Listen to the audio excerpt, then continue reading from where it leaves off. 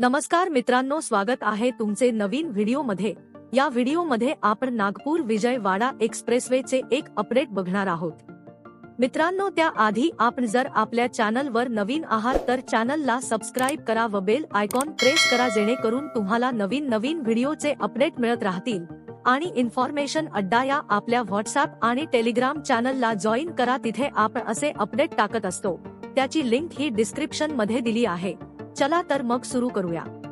मित्रांनो, भारत इन्फ्रास्ट्रक्चर मध्ये वेगाने प्रगती करीत आहे। त्याचेच एक पुढचे पाऊल म्हणून मध्य भारताला दक्षिण पूर्व भागाशी थेट जोडण्याच्या अनुषंगाने नागपूर ते विजयवाडा असा 457 किलोमीटरचा सुपरफास्ट महामार्ग तयार करण्याची योजना केंद्र शासनाने आखली आहे।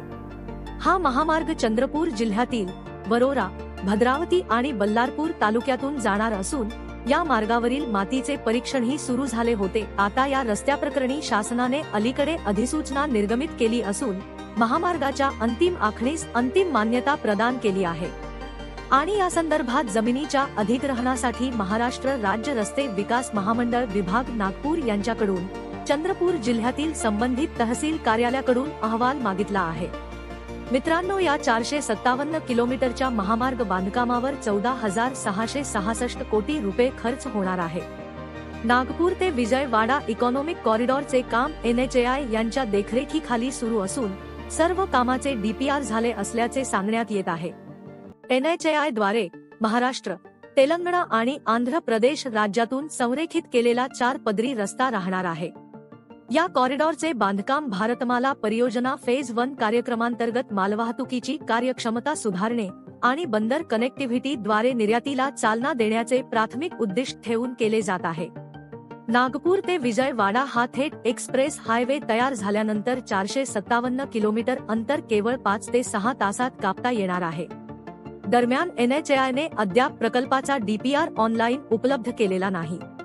हा महामार्ग चंद्रपूर जिल्ह्यातील वरोरा, भद्रावती आणि पुढे बल्लारपूर या तालुक्यातून जाणार आहे।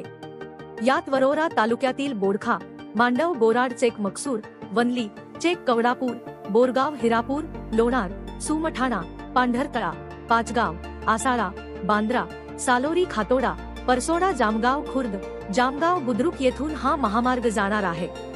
यानंतर भद्रावती तालुक्यातील कोंढा, विजासन, चारगाव, कुणाडा या भागातून जाणार आहे। यात वरोरा आणि चिमूर भागातील प्रवाशांकरिता सालोरी लगतच्या खातोडा येथे चढण्या उतरण्याचा पॉइंट दिला जाणार असल्याचे सांगितले जाते। हा एक्सप्रेस हायवे 2027 पर्यंत पूर्ण होईल अशी अपेक्षा आहे। तर धन्यवाद मित्रांनो, आजच्या व्हिडिओसाठी एवढेच। व्हिडिओ कसा वाटला कॉमेंट्स करून नक्की सांगा आणि सबस्क्राइब करायला विसरू नका। धन्यवाद।